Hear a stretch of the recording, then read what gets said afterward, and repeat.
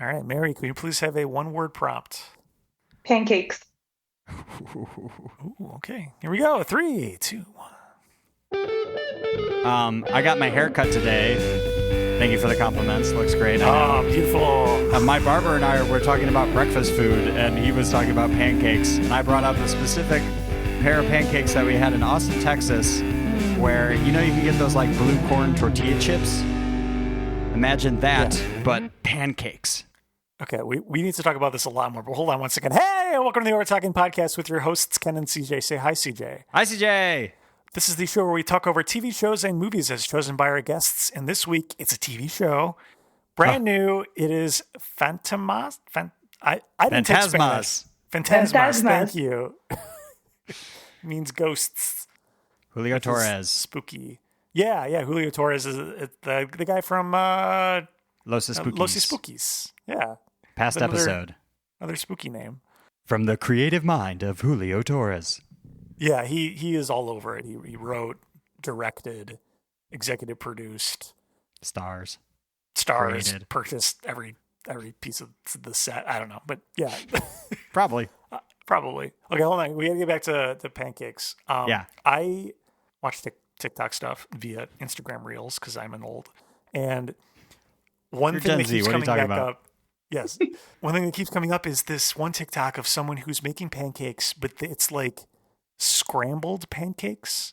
Oh. So they pour out the pancake mix and then they like mix it up. So it makes these like little, like almost like nugget sized bites of pancakes. And they're like, it's perfect for like just scooping up a spoonful of it. For children? For children, yeah. It was for his kid, but like, I don't know. I feel like it could be for anyone. That sounds like a Ken meal if I've ever heard one. Is it still like squishy like pancakes? It looks fine. Yeah, it looked like a normal, like the same consistency of pancake. It's just the small little bits of it. Huh. I don't know. And then he put powdered sugar and syrup on top, so it makes everything good. But it kind of looked like a funnel cake almost, but I can get broken that. up a bit more. Yeah. Okay. Maybe it was just the powdered sugar. I don't know. But and hey, that voice you're hearing is returning guest Mary. Hi. Thank you. Welcome back. Thank you. I made you watch another weird fucking show. So I appreciate you being good sports. It was on my list anyway. No, more than happy to. I didn't know this existed, but I finished Los Spookies, so I am totally on board for this. Same. Oh, nice. Yeah. Did you see season 2 of Los Spookies? Yes. See. Soy BBs. I did not really? enjoy it as so you don't much. get that. Oh, didn't enjoy it as much. Oh, you okay, you still watch it. Yeah. Okay. Oh, I still liked it, but not as much as the first season. Yeah. I can understand that. Yeah. I still liked it though. Yeah. Meg and I keep quoting soy BBs back and forth to each other. We just think it's hilarious. What should be named? BBs, like Wendy's. Why? I don't know. Anyway, it's really funny. I've not watched it yet, but I'm excited to watch his movie Problemista. Oh, yeah. I haven't seen that. It looks really cool. Again, kind of like trippy and what you would expect from him. It's supposed to be amazing. Yeah. It's got great ratings. I love that he kept a lot of the same cast from Los Spookies and cameos them into Fantasmas.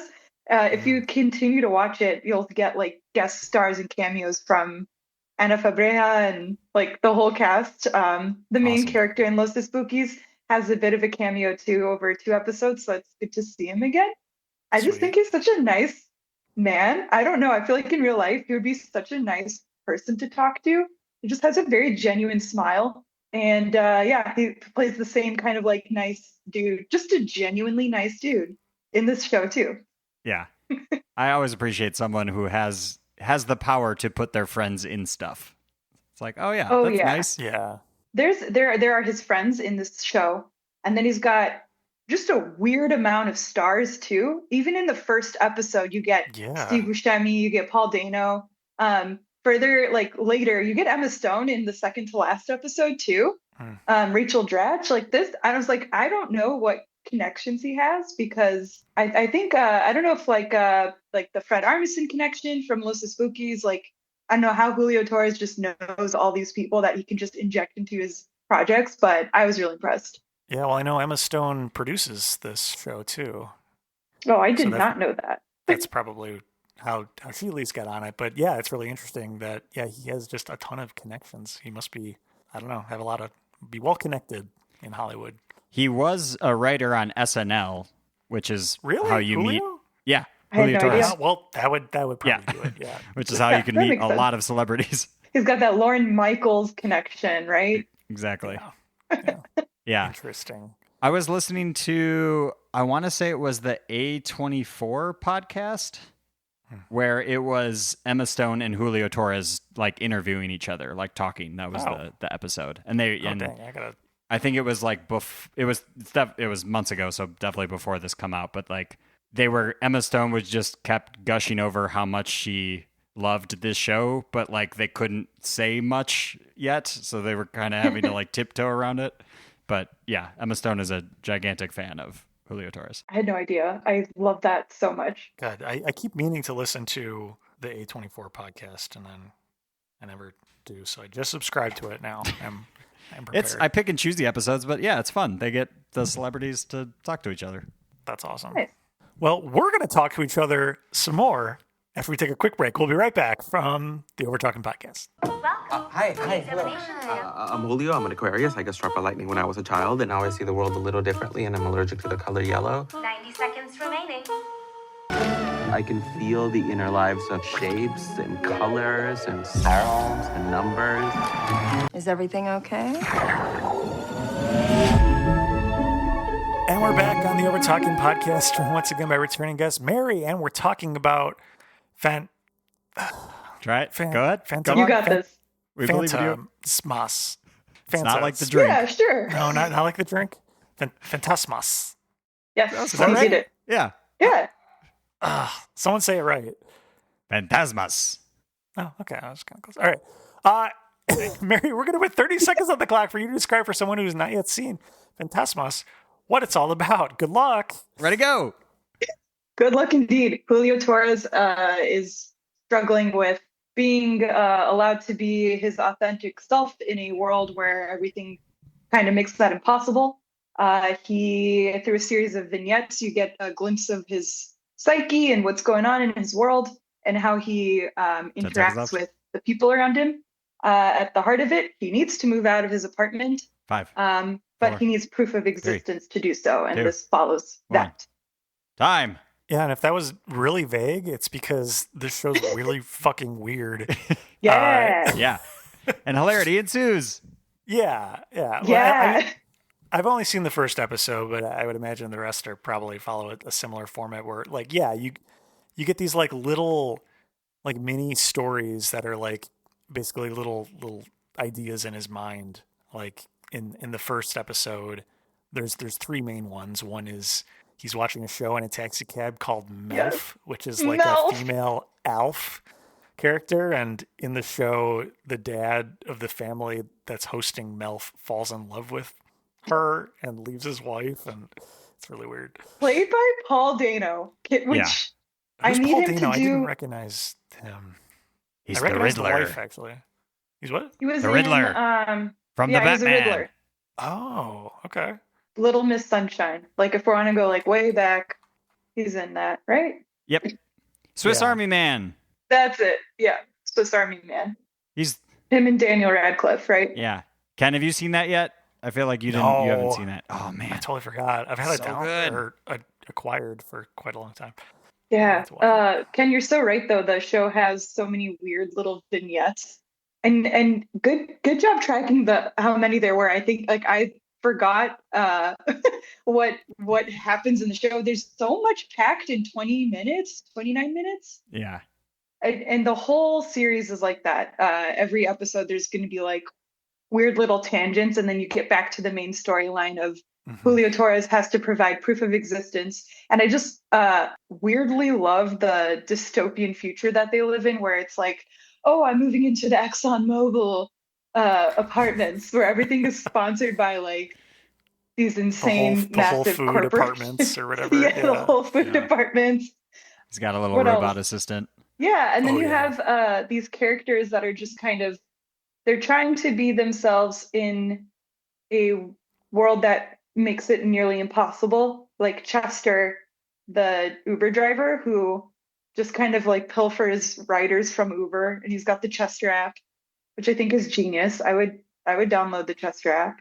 Yeah. Chester's my favorite character ever. My favorite like vignette was definitely the alphabet one. Oh, the Q Of course. one with Steve Buscemi. Yeah. Yeah. What do you want to do? A Buscemi. quick summary of what that one was about? So Chester is basically kind of asking Julio, they're all in an Uber ride, is just like, like, what's your deal? What do you do? And he's like, well, I Julio. And he's like, what does that mean? It's like, well, I wake up and I Julio. It's like, and he basically explains like, oh, I can see like the emotional version of like colors and shapes and I've started to do letters. And then they're like, what do you mean? Can you give an example? He's like, well, like the letter Q really should be at the end of the alphabet. And then they're like, can you explain? And it goes into this whole thing where then Steve Buscemi plays the personified version of the letter Q, and they're in a comedy club. And he's like, think of it, like you have O and P coming up to the stage, followed by Q. Like no one likes that. And then he drags out a keyboard and he's dressed all weird and his dyed hair and stuff. And it says like, fuck you to the Calls them audience. shit or whatever. fuckers. Yeah, shit fuckers. And his song is like, you're all gonna die. And that's it.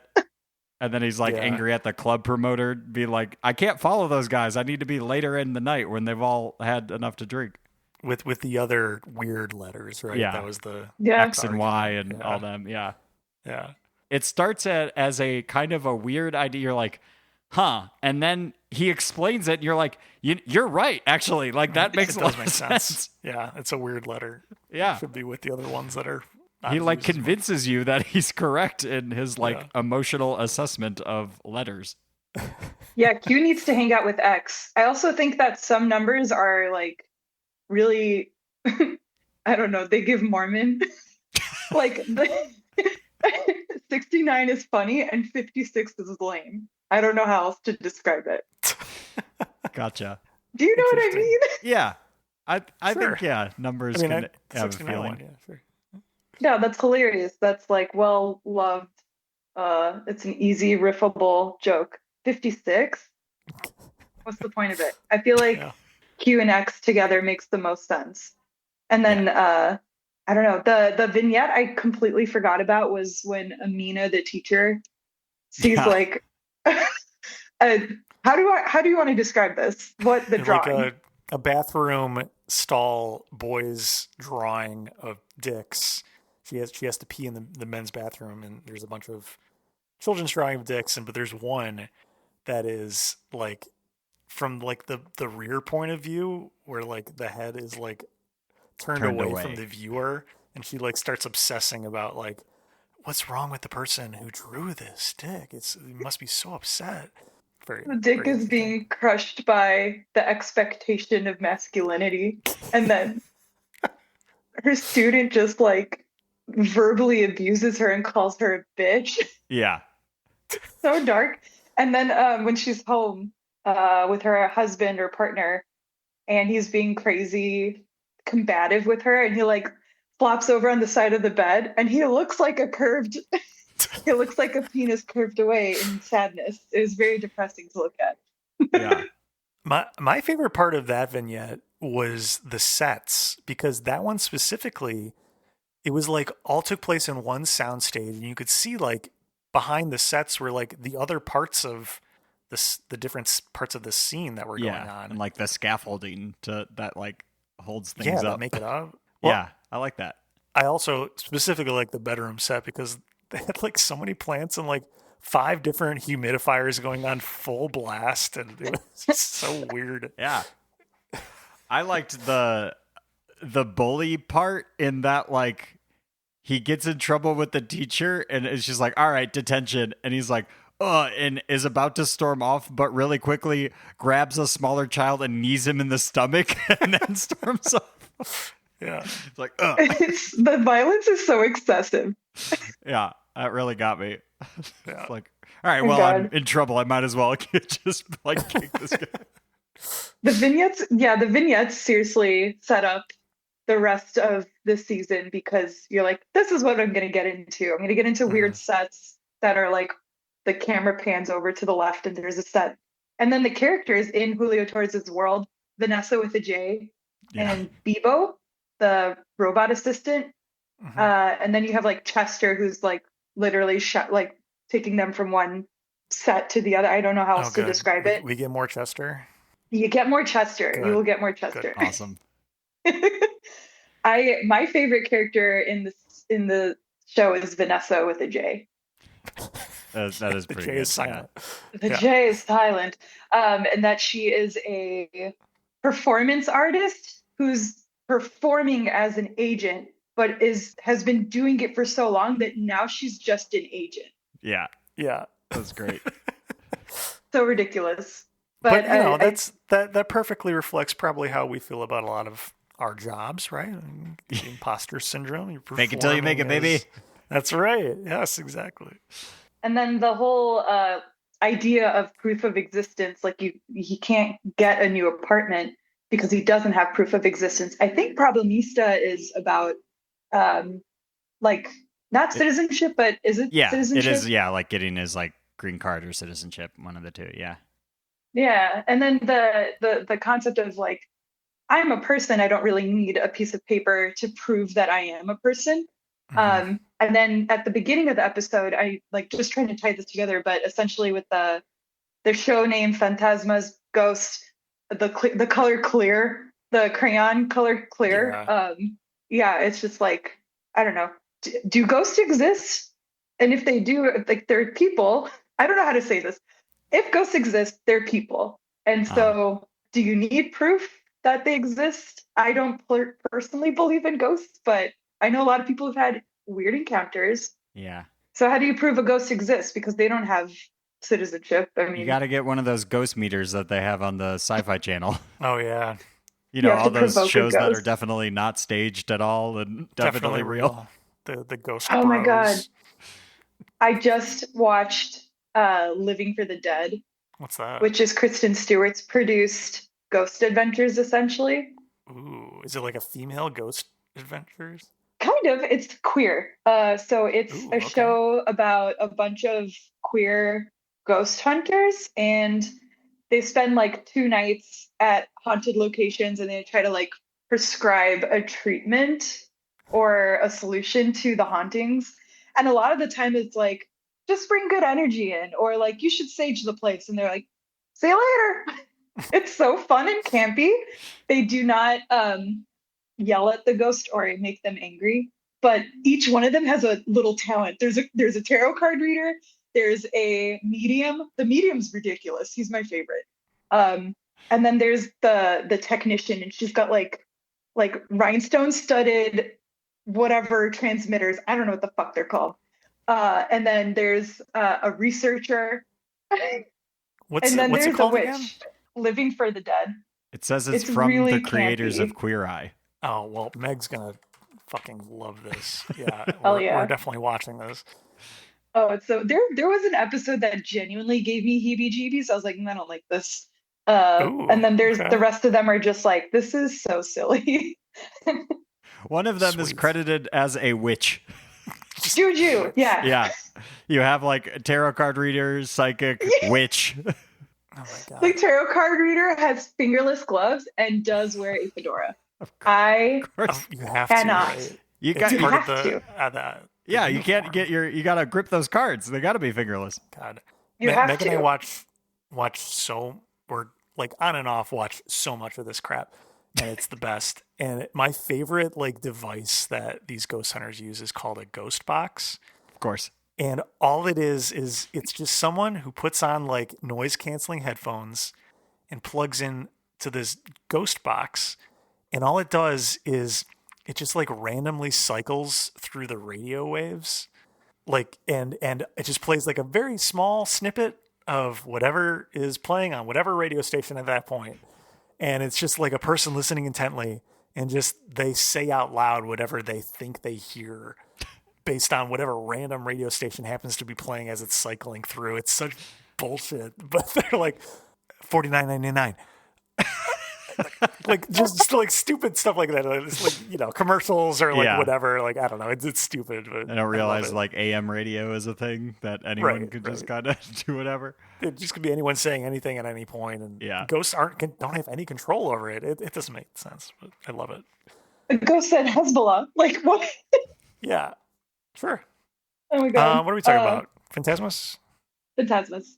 I think I really loved him being at Crayola and they're coming up with colors.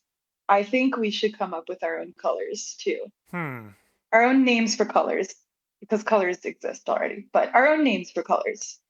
Okay, you go first. All right, let's do this. So I'm going to show you some colors, and you will tell me what you think those colors are. Ready you for have a our whole first thing one? prepared. Okay, yes, absolutely. Yes. This is great for a podcast. All right, let's do it. All right, guys. The color before you, what would you call it? What do you think it is? Right, like what's its actual name right now? Just for the listeners, yes, this is a shade of blue. Like a darkish blue, I would say. Yeah, like a navy maybe. This is where they would say like midnight. Okay. Maybe. Midnight blue. I don't think it's quite that dark, but it's maybe a little lighter than that for me. Maybe What do you my call monitor's this a little then? brighter.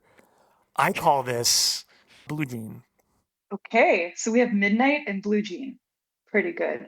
I'm gonna go Maybe with just murmur. jeans, so they don't have the literal color in the title. What'd you say? Sorry. Murmur. Murmur. Oh, Yeah, okay. we're going ethereal here. We're going going It's weird. like a slight blue. Next one, I'll try to be more abstract. Yeah, let's go abstract. Because when I think of the word murmur, it's like quiet and hushed. Yeah, I like it. Okay. It's a quiet All blue. right.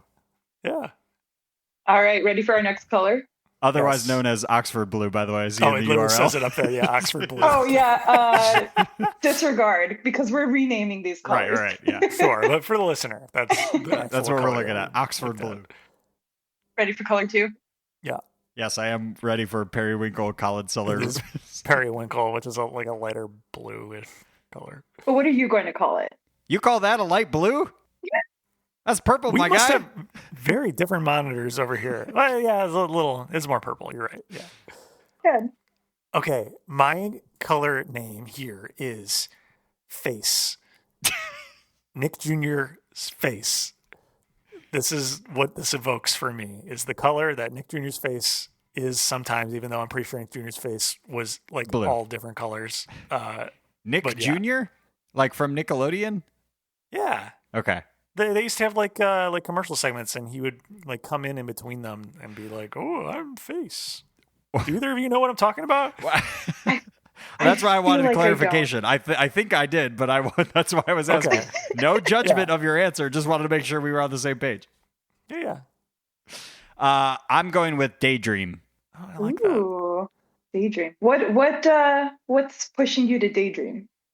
It feels like light and cloudy, like you'd be laying on grass and staring up at the sky, maybe towards sunset ish. Get kind of like purpley hues. From like midnight to daydream. That sounds Yeah. really nice. Mary, I'm going with whimsy. Dang, whimsy. I think Mary's Yeah, winning absolutely. this so far. If It's there my are game, points, of course Mary's, I'm winning. Mary's up. If there's winning and losing, I'm losing for sure. All right, color number 3, go.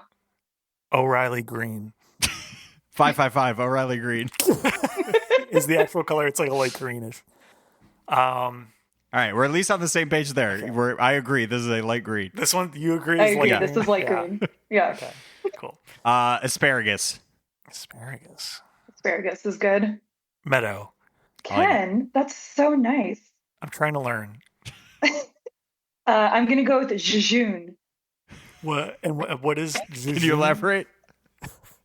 Is that a word? It means like vapid, like kind of simple, naive. Does it actually mean that, or is that just Mary for vapid? No, it's real. I promise. Okay. All right, I think Mary wins again then. Of course, then, yeah. All right, next time I'm making up a word too. Here we go. Yes, you should for this next. Jejune is a real word. It's anyway. Color number 4. Yeah, it is. We believe you. Yeah, absolutely. Okay, this one is a pink. It's a pink. This one is a 488-186-1226_SKQE. Yeah, this one doesn't have an actual Beautiful. oinky. For the listeners, Ken leaned over into the mic, said his word, and then backed away. So proud of himself. Very Oh, happy with man. that. Pointy is good. Roe. R-O-E. Roe. Oh, Roe. Cool. I like that. Yeah. It's giving me salmon vibes. Yeah. Mary? I'm calling this one Moan. Ooh. Scandalous. And like that's my color game. Yeah. Thank you for playing. Yay. That's right. That was Other fun. guests, I like that. take note. Come with your own segments. Yes. Thank you, Mary, for planning something. Now, we need to start prompting our guests to prepare something. Put more work on them. That's how we should be approaching this show. Oh, the day you let me make you watch The Lord of the Rings, Fellowship of the Ring, the games we will play, it will be so silly. Sweet. That's a threat as much as it is a promise. I would love to. I'd be totally fine with the Lord of the Rings month. Makes scheduling really easy. Just don't have to think about what to watch or anything. Just throw It'd be those like bad 2 boys months if we do The Hobbit. Oh God! All right, that's pushing it. We would have to. No, 1 month. Would we do like the first half of each movie, or like the first half and then the second half, and then just stretch it out? Because it's like just have a mega long episode. Make it 2 hours long, as long as the movie is. Great. We could do, not that the length is at all the same, but back when we did Paddington and Paddington 2, we watched the movie together, recorded an episode, watched the second one immediately after, and then recorded an episode. And that was our entire day. Watch. And it was worth it. It was great. One of the best days I've ever had. Yeah. So Paddington 2 is so good, but I got so sad when I saw him in his little jail outfit. It made me very upset. Yeah. Yeah. Little prison bear. Prison bear. Poor guy. This is an idea I don't think I've pitched to Ken yet, so you're getting the live reaction. We should do Cry Month, where it's all sad movies. Nope. I hate sad movies. I hate crying. Yeah, me too. You don't really want to do that. No, I kind of do. I think it'd be fun. Wow, my God. What month would be good for crying? January? See, I was going to go with May, but it's Cry. Am I stupid? I don't get that. What is May is spelled M-A-Y, and Cry also ends with a Y, so it just becomes Cry. Okay. I thought you were going for like Overtalking May Cry or something. I don't know. That's better. All right, we'll think about it. This year we did Expend Mabels. Next year we're doing Cry. Cry. Great. Very obvious what the play on word is there. Yeah. Excellent. Love it. All right. I prepared something as well. So it's time for... Hey, did you know that? That's right. For new listeners, this is the trivia portion of our show where we pit our guests and CJ head-to-head to say who knows the most about what we watched. Mary, CJ, are you two ready? Ready. Okay. First question. Oh, by the way, there's like only 2 questions because there's like no trivia about this, obviously. First question. This is produced by Emma Stone and Dave McCary. Who is Dave McCary? First person to answer gets the point. Emma Stone's husband? That's correct. Emma Stone's husband?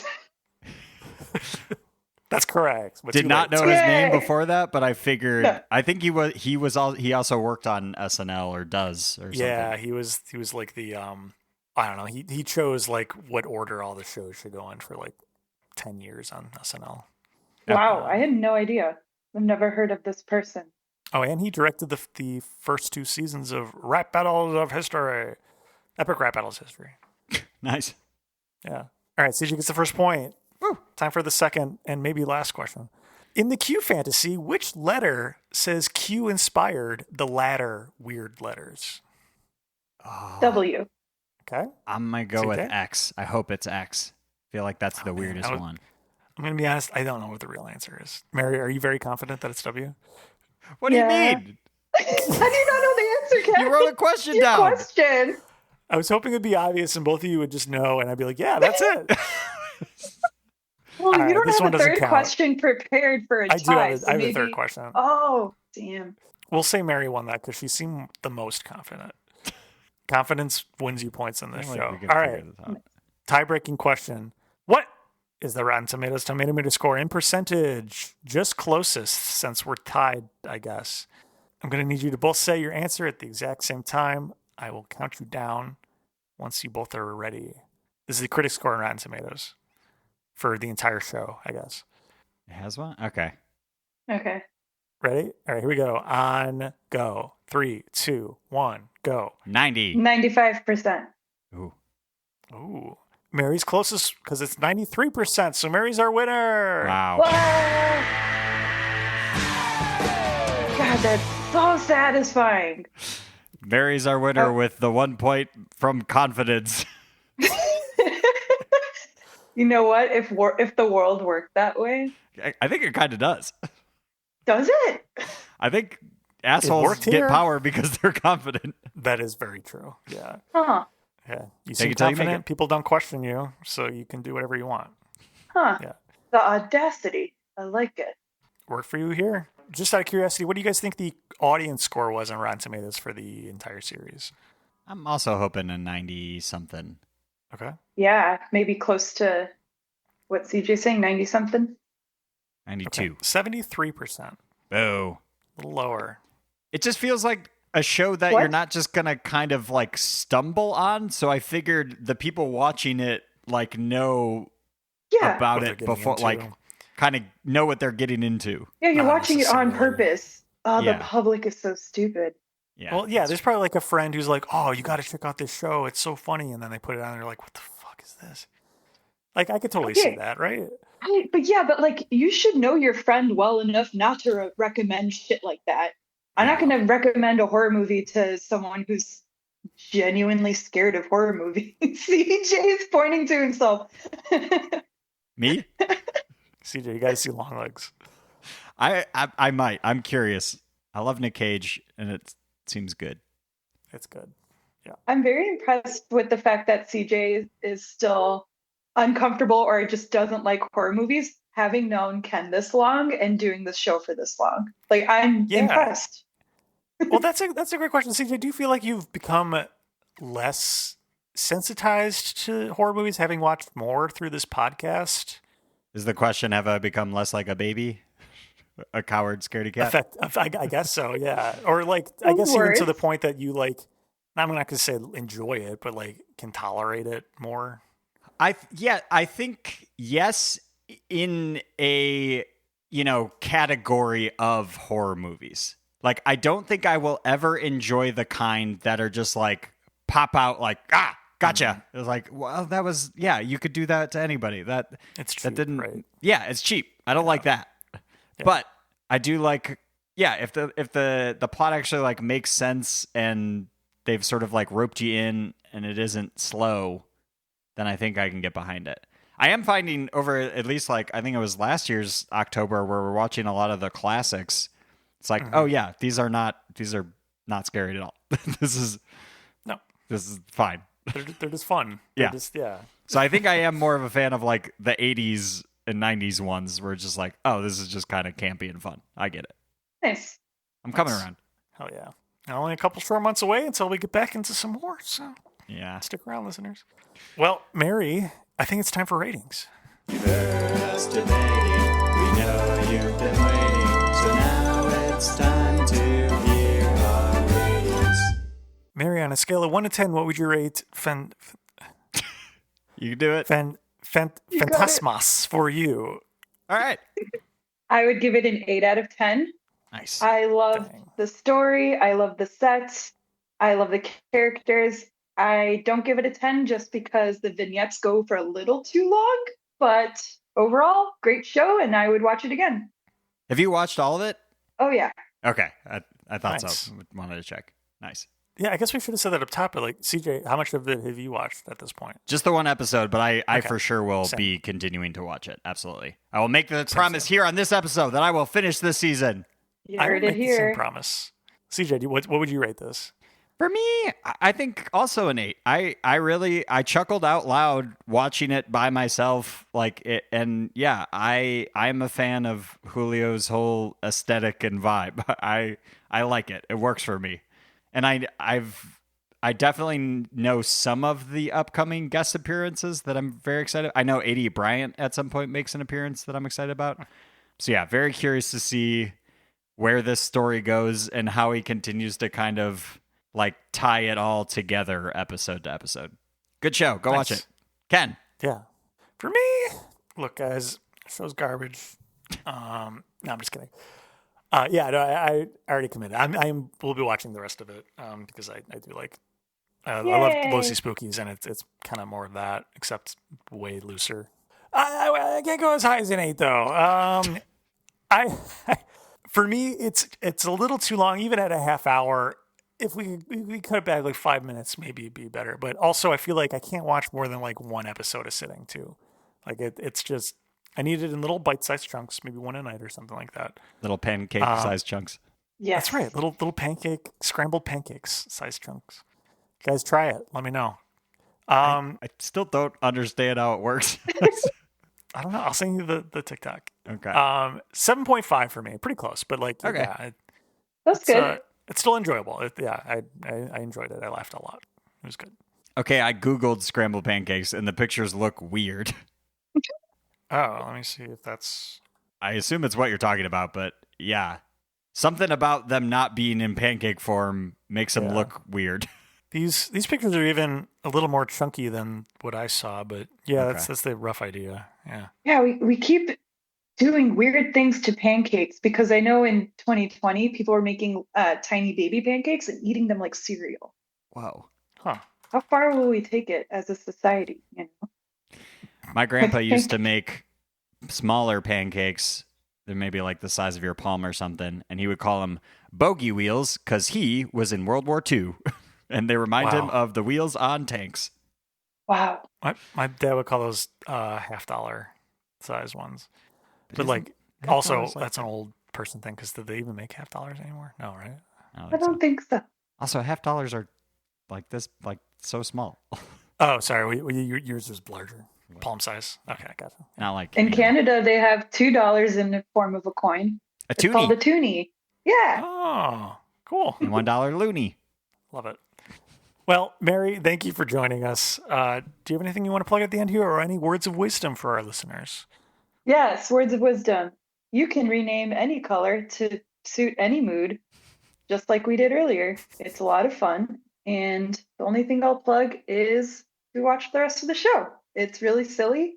And but I don't know, if you don't like people who are Aquariuses, maybe don't watch this. It's super weird. And hey, if you don't like Aquariuses, you don't like me, so get the fuck out of here anyway. Oh. There you go. Is the plural of Aquariuses, or is it like Aquariusi? Aquarii. Is it a Greek word? Because is there, like with etymology, is it words with Greek roots can become the I, or Latin? I don't know. I work with some linguists. I should ask them. I started this, but you're already way ahead of me for my understanding of words, so I regret everything. CJ's looking it up. It's Aquariuses. Doesn't seem right, but okay. Doesn't sound right, yeah. Yeah. Anyway, listeners, thank you for listening. CJ, what do we got? You can follow us on all the things at Overtalking Pod. Call or text us at USACat1591. Email us at overtalkingpod.com or go to our website at overtalkingpod.party. Did I say the email right? overtalkingpod@gmail.com. Oh no, they're here. The Overtalking Overlords have arrived. There are ghastly otherworldly landlords who show up at the end of every episode to remind you, if you like the show, please go on Apple Podcasts and Spotify. Rate and review where applicable. Reviews are what help people find this podcast. Also, we spend no money in advertising, so if you like the show, please tell a friend and spread the word. We'd really appreciate it. Thank you. And go to magicmind.com/overtalkingpod20 and use overtalkingpod20 at checkout, please. Thank you. And as we say at the end of every single episode, I wake up and I Julio. Bye. This episode of the Overtalking Podcast was produced by Ken and CJ, edited by CJ. This week's special guest was Mary. Music by Justin Peters. Logo by Nate Richards. Check out Nate's work on Instagram at Nate Richards Designs.